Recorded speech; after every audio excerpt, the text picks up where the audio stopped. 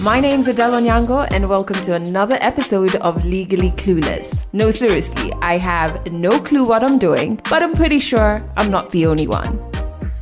Hey you, welcome to episode 208 of Legally Clueless. Thank you so much for rocking with this podcast. If this is your first time ever listening, audio episodes like this go out every single Monday. And make sure you join our community. Head over to legallycluelessafrica.com to sign up so you can get letters from me and some of my favorite people as well. And if you love social media, which I think we all do, whether that love is voluntary or forced, I don't know. You can join our warm, positive corner of the internet on Instagram. We're at Legally Clueless Africa. All the links to the pages I've shared are in the show notes. If you're an OG member and you're already part of the community, you already know the drill. Thank you for being part of the family. I really actually do appreciate you. So this is just not like cliche thank yous. This is legit. All right, coming up in this episode is part 2 of content creator, actress, comedian, digital activist, Esther Kazungu's story. Listen to this. The day I was quitting, when I got to the gate, because like, am I sure? When I got to the gate, because I was going to pick the computer, I get a call. They're like, hi, Esther. I know we reached out and then we went silent. It's just the panic. I was like, oh, Jesus, thank you. Because that was a sign I needed. Like, I was just gonna be like, anything, like just any sign to just show me I'm headed the right direction. So I quit and I went into full-time content creation. Now, I thought since I'm being consistent, I'm gonna be rewarded immediately. I was crying. Like, I was just like, I'm done. I took up now sticky notes. I wrote, I'm smart, I'm creative, I'm amazing. And then I stuck them on my wardrobe like door. That's coming up in a bit. But first, the song of the week. Let me tell you. First, y'all know I love this woman's music like a nonsense. And I was just like, when are we getting new music? And then she dropped this single and I can't stop playing it. It's Janelle Monáe's most recent single. It's called Float. And I really love it because I identify with a lot of the lyrics when she's talking about, I don't know, like just, I think she's talking about getting to a point, however you get there is your business. But to a point where a lot of the stuff that's happening around you doesn't change what's happening or destabilize what's happening within you. So you float. But hey, listen to the lyrics. You might get a totally different reason from me. It is the song of the week, which means a link to it is in the show notes. So this time last year, I had just launched the book I co-authored with Lanji. It's called Our Broken Silence. Super excited that it's 1 year old, which is absolutely crazy. Because I still can't bring myself to actually, I'm like, it's so surreal. I am an author. What is that? Anyway, so this time last year, we just launched the book. It was Women's Month and the week of International Women's Day, which comes with a lot of work on my end. And I had gotten such wonderful partnerships with organizations I had always wanted to work with. So that was a high. But with all of these really high highs in my career, I was the most suicidal I've been in my life. Yeah, exactly a year ago. So last year on Women's Day week, I hope that makes sense, or the week of Women's Day, I was literally negotiating with those thoughts to let me make it just until my therapy session. And I was going through all of this in my head while having to show up for like work and smile and get the job done. Even though I legit in the moment saw no point to life, which is wild when you think about it because there were all of these really wonderful things happening around me. A year ago, for the first time, I was on meds to help me sleep. I do know I was on sleeping pills once when I was much younger, but I think we tried them for one night. And even then, my mom gave me half the dose that I was given. And then I started hallucinating and I told her and she was just like, yeah, we're just going to try and get the sleep back. But anyway, fast forward to last year, I think for the entire of March, well, a huge portion of it, I was on meds to help me sleep. I had lost so much weight, not that I had even enough to lose in the first place. And when I lose weight, I feel really bad about myself because I gain weight when I actively, intentionally take care of my body.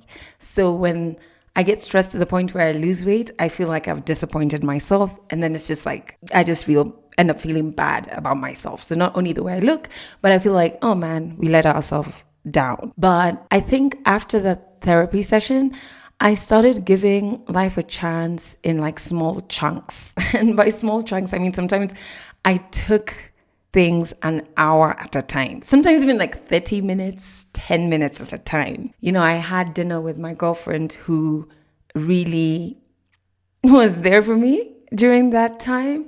And, you know, we were just like, man, a year later, what? But yeah, a year later, I'm very thankful that I gave life a chance. Internally, I'm at a much better place. I am more grounded. I feel like I'm more in control of my triggers. And even when the outside world gets super hectic, I don't feel destabilized internally, which was the case a long time ago. Oh, a long time ago? It was the case a year ago, my goodness. And I feel like where I am at now, I'm really sitting in and really seeing my wins and acknowledging like, Adele, you put in work and it's paying off. Go you, being my own cheerleader instead of waiting for other people to kind of like clap for me or relying on external validation, And a year later, it's Women's Month, countdown to Women's Day. And I'm recording this as I pack to head to Seattle for the week for International Women's Day. And I'm doing this in partnership with the Gates Foundation and the Moth.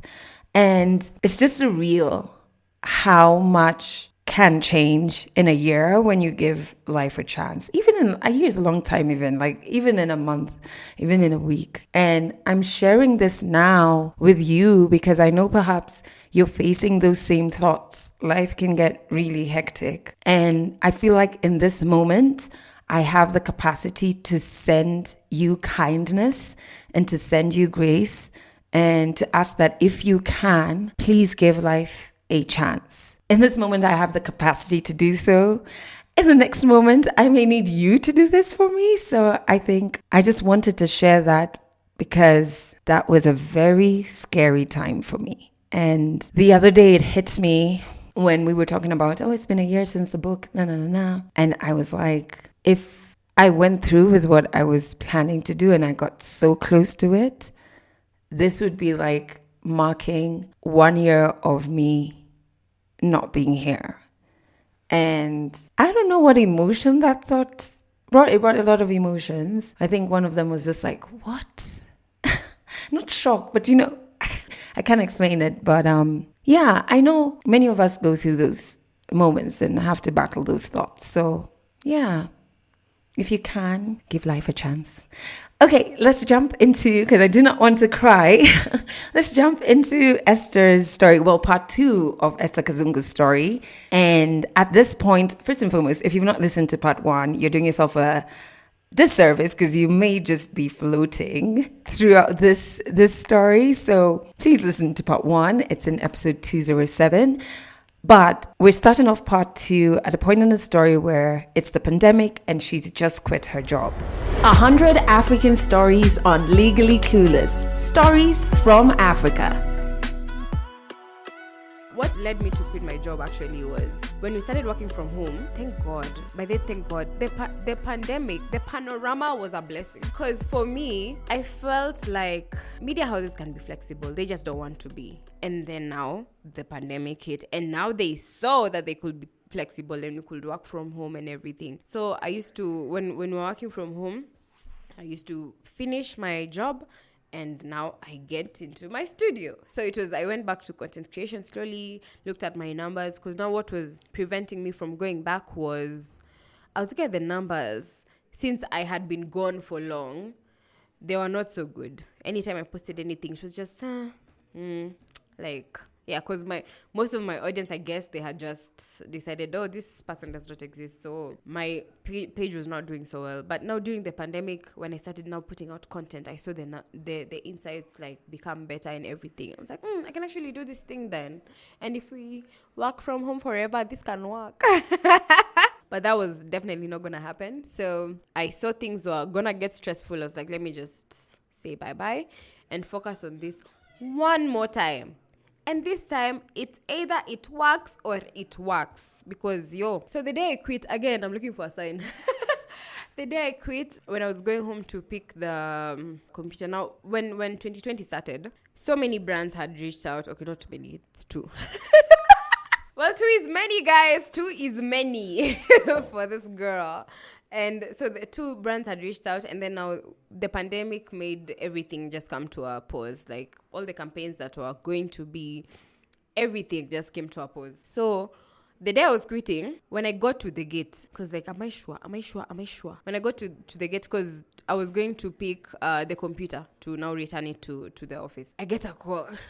They're like, hi, Esther. I know we reached out and then we went silent. It's just the pandemic. I was like, oh, Jesus, thank you. Because that was a sign I needed. And, like, I was just going to be like, anything, like just any sign to just show me I'm headed the right direction. So I got a gig and I was like, cool, bye. I'm gone for real. I'm not looking back. So I quit and I went into full-time content creation. Now, I thought since I'm being consistent, I'm going to be rewarded immediately. Hey, I was in for a shock. So 2020 I quit in April. So April till around September, I've been consistent. I've done everything. Nothing. You see that call I got, that was the only gig I got, and then it was dry. It was the only gig I got, and I enjoyed it fully, and then it was dry. No campaigns. No other brand is noticing me. I'm putting out everything. No, for me, I never really wanted to put out content that is only relatable to the Kenyan audience. So most of my content was relatable, like, universally. I believed, and I still believe, like, some content I put out is so relatable. It's just that now the guys from abroad are not seeing it for some reason, but they should look for me, guys. Look for me. So, and I guess now because it was that, I might be wrong, but I feel like Kenyans don't really respond to that type of content very well. They really like relatable on the Kenyan level type of content. So I wasn't doing that. Now, September, was it September or it's either September or November? One of the bars. One of them bars. I was crying. Like, I was just like, I'm done. Like, I've tried everything. I've been consistent. And my sister found me there crying, and she was so sad because she's also seen, like, she had seen the consistency. Like, I was doing my best. I was really doing my best. I was vlogging at home. Who is vlogging at home? People who are, Kwanzaa Corona did the thing. Because people who used to, record outside, they can't do that anymore. But for me, I tried to look for topics that I can do at home. So I'm feeding my YouTube, I'm feeding my Instagram, I'm trying to feed all the platforms and be consistent. One time I just started crying. And then TikTok was coming up that time. So, and then that day, after I finished crying, I took, the way those affirmations. I say that because I feel like, I don't know, so far affirmations have not worked for me. Because I'll go to that mirror and say, yes, you're beautiful, you're strong. Oh my gosh, 2 minutes later I've forgotten. But I took up now sticky notes. I wrote, I'm smart, I'm creative, I'm amazing. And then I stuck them on my wardrobe, like, door. And then I stood up. So that's when TikTok was coming up. And there was this trend where people were they were recreating scenes of either movies or music videos or, like, series they've watched that are very popular. So now I started watching what is it called? South African Parliament. Way back. Like, I think when I was in uni, that's when I started, like, stumbling on those videos. And I was like, you know what? Let me do for this South African Parliament and I wasn't even doing it thinking it's gonna go viral because so far, nothing has. So I just said, I want to do this because these parliaments are hilarious. And I did them knowing people have seen these videos. So me in my mind, I'm just like, yeah, I'm posting this, but this is nothing new. Like, it's not that funny, in short. So I post it and it goes viral. It went viral. I was not expecting it. And then now that's when I had people tell me, do my country, like, do this country. So I had to now actively actually look for these parliament videos. Unfortunately for now, Ethiopia, I wasn't able to understand the language, but trust me, I would have. I actually did one, and it was a very, like, I could see the videos were very old.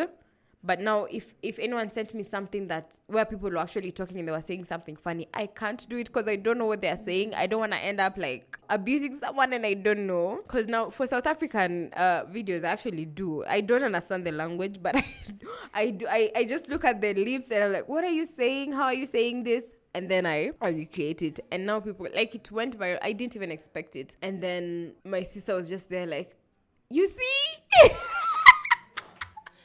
My sister was so happy. She was so emotional. I think she even cried because the picture she gets anytime I talk about now, like, going viral using the parliament videos was, I was just from crying. And even after crying, I had the strength to, look for clothes and recreate this video while I was really down. Like, I was at my lowest. So it went viral, and then now December ended. And then now January 2021, I started getting now more deals.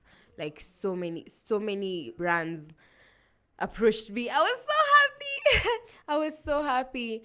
Now, where my digital activism came in, I think that was born when I was in media, when I was working for Radio Africa. Because now, before that, I wasn't really interested in news. Like, in fact, I just knew I was going to do entertainment. If I'm going to go into the media, I was going to do entertainment.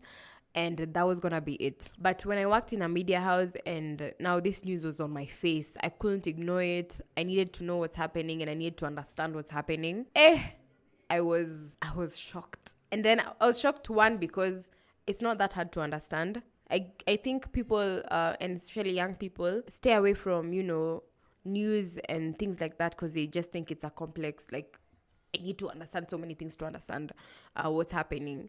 But it's so straight. Some of it is very straightforward, and then shocked too, cause what is happening? Like, these are so many bad things. Like, even if I wish, cause sometimes you sit down and you wish like your country was in a certain level. Like, you see the way, okay, not really at the third world, at going to second or first world. Like, let's just go. Like, let's upgrade. Let's not be like a third world sad, and like, let's not be so third world. Let's go up. Let's just elevate a bit. I usually think about that once in a while, but I don't think about why we are not there. So I started to see why we are not there, and it was, I was so pissed. I was mostly pissed. And then that's when I started, like, just sharing on my stories and asking guys, what do you guys think about this? And then I saw, so many young people are actually interested in this stuff. Like, they're aware of this, like, what's going on, and they're equally pissed. And I didn't even know it has a name, like me doing that, because I kept now doing it, and all of a sudden people are calling me a digital activist. Like, oh, okay, there's a name for everything. You English people, you have a name for everything. Because I didn't even think digital activism was something. So that's when I started knowing about what's happening in the country. And then now it was so funny because now that and me doing parliament videos comes together, and it's like I planned this, It looks like I planned this, but I didn't even see myself doing that. I didn't see myself going past now just asking people, what do you guys think, and actually making videos that make people think, okay, this is funny, but think about it. Like, really think about it. So I look up to Njugush a lot. Blessed Njugush, that's a Kenyan content creator. He's so good. He does civic education videos in a very unique way. He doesn't even need to say anything, and you will know what he's talking about. And that's where I aim to get eventually. But for the parliament videos merging with me doing media, like, when I look back at my life, I'm like, everything was so connected, yet I didn't see it. I really didn't see it while I was there. At any point, anywhere I was, I did not see it at all. So from school, from my internship, from going to radio, and then going to acting, Papa Shirandula, how I went back now to acting from having forgotten it, because now Papa Shirandula came to an end for me. I think when I was in second year, I wasn't being called so much, like, to go on set, and then it just like faded now, and it was just like, it was okay, that chapter is closed. So I saw auditions. Well, I've been going for auditions, but then there was always that narrative for they usually have chosen their people. That was discouraging. But I decided, you know what? Let's just go for the fun of it. Let's go for auditions. Now, for me, acting, I think I really want to do everything I can that is art related. Even on my bio, I've written, so there's digital activist and then there's artivist, because I really love art. I love art in all its forms. I want art, especially Kenyan art, to thrive. But also I really want to understand the ins and outs of every industry, because I don't think, and then now that's the activist in me. Oh my gosh. Anyway, everything is really, really connected in my life. It's so amazing. So I started going for auditions in 2020. I even decided, let's take classes. So I went to the first class I went to. I feel like Charles was the second class. Oh my gosh. Oh, that was the first class. Okay, Charles Oda.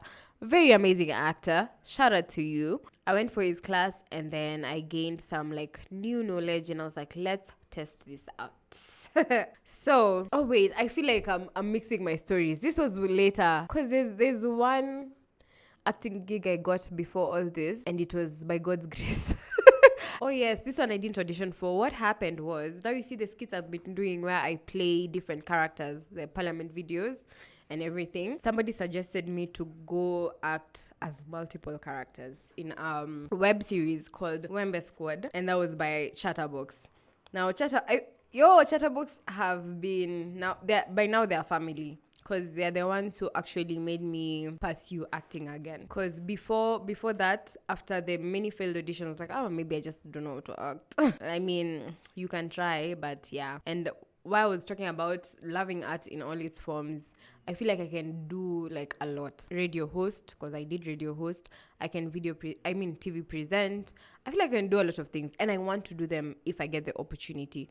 And so acting was something else I really wanted to do. So after the many failed auditions, when I got this one, and it wasn't that, they didn't just call me and tell me pull up. They called me and told me audition. It's not that we're just calling you because you can audition. So I had to audition. And they gave me like 2 characters. I auditioned, sent it to them, and I got the gig. So the Wembe Squad is still on YouTube. You guys can go check it out. It has subtitles so you can understand everything. Yeah, it was a nice playful production. I really loved it, and I rewatched it so many times, and not just to see myself, I promise. So after Wembe Squad, a couple more auditions, and I was not getting like roles. So that's when I was like, now I'm tired. I'm tired. So I went for the class. My first class, now I've remembered, was by Melvin Alusa from Country Queen. Ooh, as we knew these people anyway. He's the other person who restored my faith, because I was giving up. I was like, bruh, where are the gigs? So for his masterclass was mostly about auditions and commercial gigs. So I went there knowing I'm going to learn about acting, but guess what? Everything he was saying also applied to the content creation industry. And I was like, man, the way my life is intertwined with everything I'm doing, it's so cool. Because he was talking about agencies and, how to quote. And I felt like that also applied to when you're creating content. So I even Melvin can tell you, I kept sending him messages telling him, thank you so much for your class. Because I felt like you've charged it so low, but the information you gave us was worth a lot. It was worth a lot. After Melvin's class, now came Charles's class. Charles's class was like a 4-day course, which was really, really, now that's where they made us do crazy stuff. Charles, hey, I'll never forgive you, but thanks. Because we were out here crawling and acting like animals in front of people I don't know. But that's the thing with acting. You have to be comfortable to do like crazy things. So that really opened me up. Now I went for auditions for stage plays. I really did not see myself doing that because, the art of, being an introvert and still being a content creator is you are there with your camera. There is no audience. Now, for me to actually throw myself in the deep end and decide, you're going to do something. So I auditioned again, Chatterbox, and I got in. So they were doing, it was last year. Last year was when we had elections. Oh my gosh. Oh, my heart. My heart.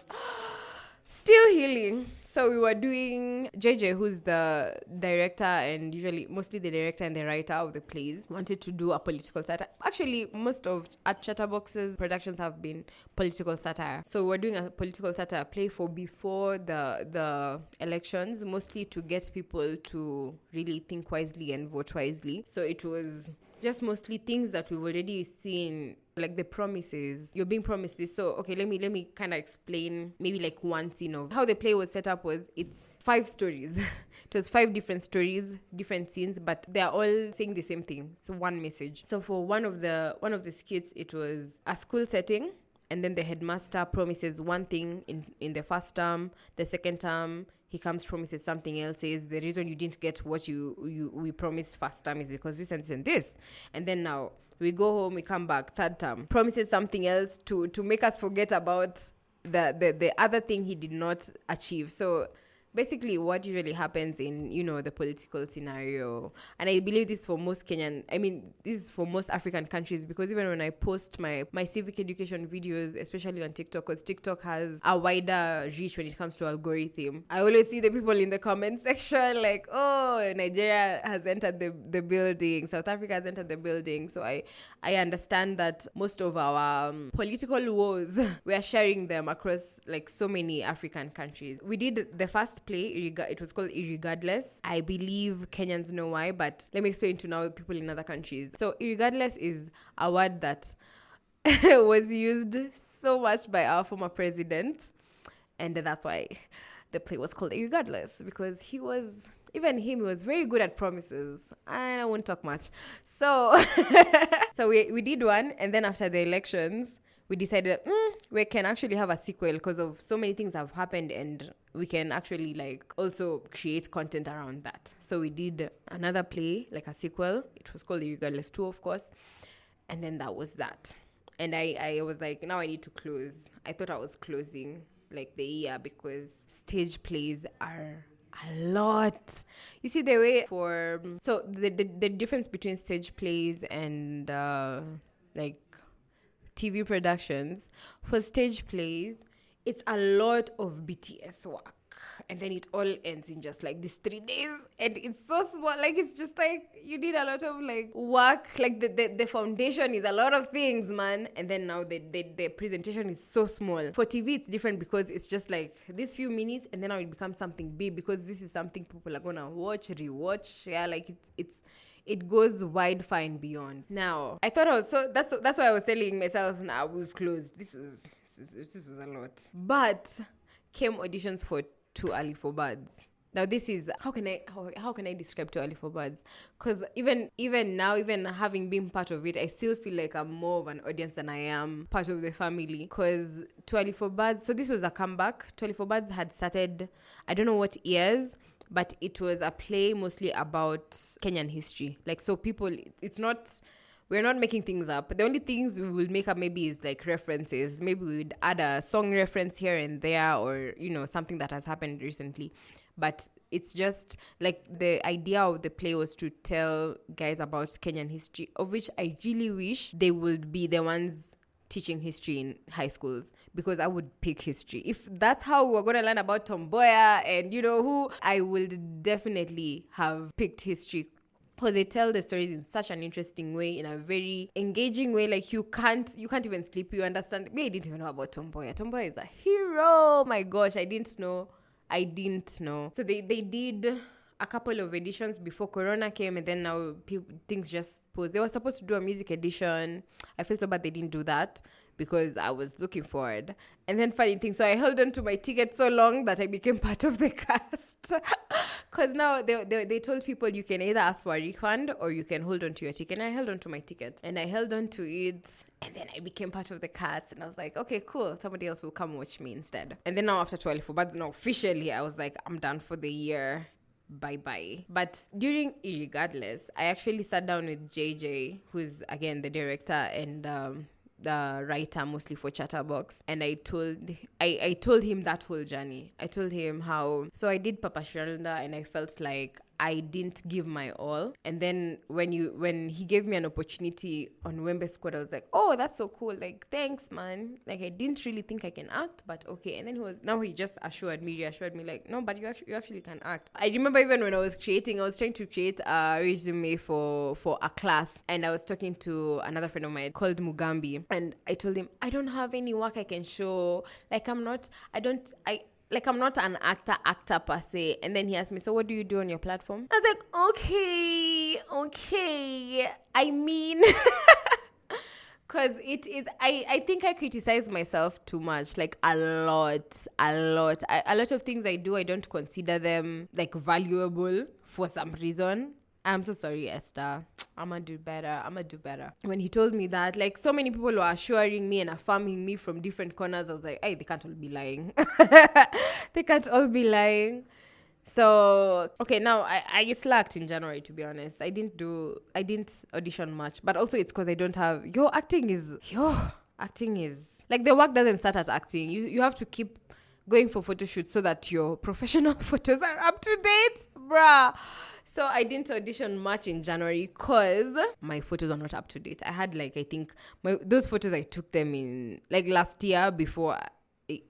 I think I looked different. So yeah, it was beginning of last year. So when I took new professional photos, that's when I decided, now let's give it another shot.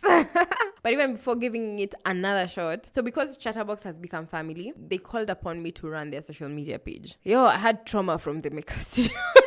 Trauma in terms of, I'm not sure I can do this. Again, me beating myself up and not really, like, I'm just like, I'm not sure I can give you guys what you guys think I can give you. But I just said, okay. I didn't tell them I'm not sure. I was just like, okay, cool. Because I believed it would be easy because I know them, like, we have a working relationship. So they told me they have a project called It's a Free Country. It's why this t-shirt I'm wearing. I don't know if you can put, like, photos on podcast. Can you put, like, photos in the comment section?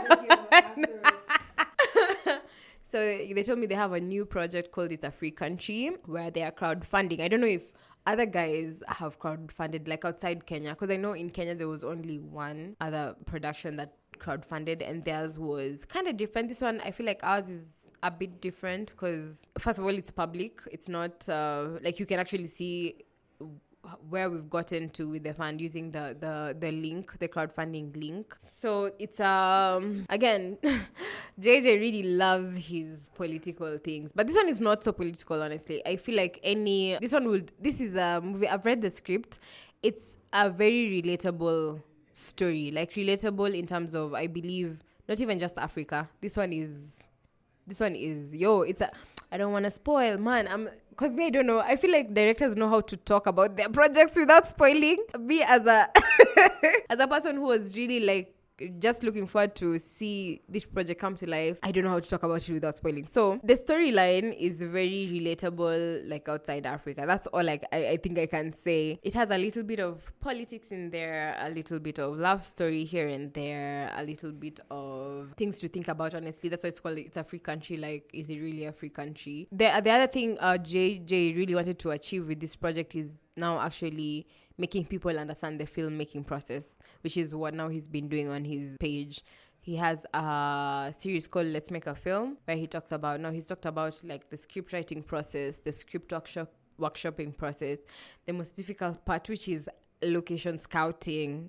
Oh, the ghetto. Because I went for that. I went for 2 location scoutings. It's not easy. And I wish, like, Kenyans would understand this, because I feel like other people have understood. Okay, I don't know if they understand or they just support out of nowhere. Because I feel like South Africa, Nigeria, they support their own. If Kenyans knew how much work goes into creating a film. I've only gone for 2 location scoutings. And this is one project. You know, JJ does this over and over again. I don't understand how you can, like, keep doing something that's not even really, I feel like it's not very rewarding here in Kenya, filmmaking. So if people can understand the filmmaking process, I believe they'd have much more grace and support, like, Kenyan films more, because it's a lot of work. They've documented everything. I believe they're gonna also have a documentary eventually now, just compiling everything. at a go. I think people should really get in on this because, one, I feel like it's a good cause in terms of actually supporting. Like, this is that one time you'll say, I actually supported, not just by a share or a like, I actually financially supported a film, a Kenyan film, and I contributed to a step towards them making a beautiful product. Also, people should contribute because they want to see good content, and good content takes up a lot of money. So many things require for so many things to run smoothly. It's the budget that counts. It's the budget that counts for us to get the best set designer, for us to get the best camera people, the best actors, and pay them well, the best talent for the food that's gonna go into we're not robots. Like, just providing for the entire production, it takes up money, to be honest. So if people actually want to see a very, very good production, just wanting to see that good production, I think that's why you should actually contribute to the film. Now you have the right to say, you know what, I gave my penny, so I have a right to say you did not do this well. Don't talk when you sat there and you waited for us to give you something for you to critique very harshly. So at least now when you give, you can actually come back and say, now I have every right to talk because I contributed something and I wanted it to go to this and this specifically, and it's like you guys didn't get them. For me, if I was not in this project, I will contribute because I'm an artivist and I love art in all forms. So if, again, for the lovers of art, if you really, truly, truly, truly say you really love art and you want to support art, that's another reason for you to give. Always a lesson, never a mistake. I think I got it from Rihanna. But it makes so much sense because everything you go through, like, there's nothing that's usually a mistake or anything. Like, the path you choose, even if you thought it was a wrong path, it led you to meet someone that has contributed to something in future. Like, I don't think there's anyone who has, okay, maybe there is, I've not met them, but for most people I've met, every path they took or even a wrong turn they took was actually something that contributed to them getting to where they are like now. So it's never a mistake, always a lesson. Catch more African stories in the next episode of Legally Clueless. I find it always so powerful to listen to people's stories, especially people that you know or think you know because you consume their content online, and then you sit down with them and you just realize, man, their journey is so real and started such a long time ago. I also found her story to be quite powerful when it comes to pursuing your passion and being everything that you want to be. Like, you don't have to be one thing, and you are just limitless, and you shouldn't be boxed into one thing. So if you listened and you want to help Esther and Chatterbox bring this film to fruition, check out the show notes. We have the link there. And I think, especially since it's a film that will have us reflect on leadership and what we deserve, not just as Kenyans, but as Africans, which I think is a conversation we should consistently be having. I think it's a project worth donating to. I'm definitely going to donate. So check out the show notes. There is a link in there for you to do that. If, just like Esther, you have a story that you want to share, as long as you're African, we want to hear your story. So all you have to do in the show notes is click the link to the storyteller form, fill it out, and we will get back to you. And you don't have to be in Nairobi or in Kenya.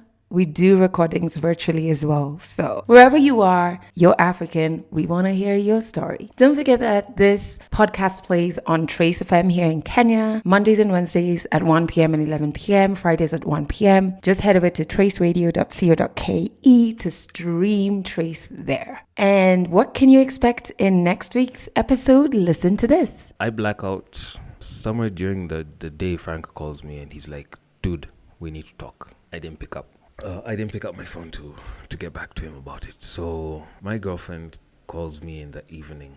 I'm at work. She's like, you and I have a very serious conversation to talk about. I don't want this. So in the morning I get home and then she's like, so who have you been talking to? Why have you been talking to them? Frank took Beth's phone, took screenshots and sent them to my girlfriend. Then he called her and he asked her, are you not giving your man enough? Are you not giving him enough that he's coming for our girl? That's coming up next week. But until then, I am sending you so much kindness, so much grace. And if you're battling suicidal thoughts, especially, I'm really sending you strength. And I hope you have the capacity to give life a chance. I'll catch you in next week's episode. That's it for this episode of Legally Clueless. You can share this podcast with your friends. You can keep it for yourself. I'm not judging. Just make sure you're here next week for the next episode.